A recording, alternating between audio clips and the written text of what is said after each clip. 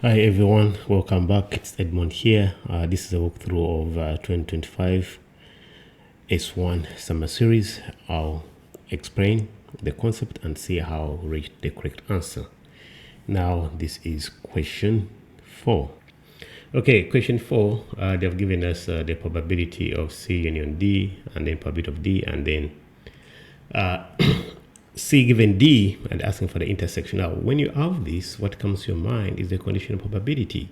So we know that probability of C given D is equal to probability of C intersection D over the probability of D. So from this formula, you can see that you have 0.2 equals probability of C intersection D over 0.45. That means probability of C intersection D is just 0.2 multiplied by 0.45, which is 0.09. We go to the next part, part C. Part C, you're going to use the probability formula.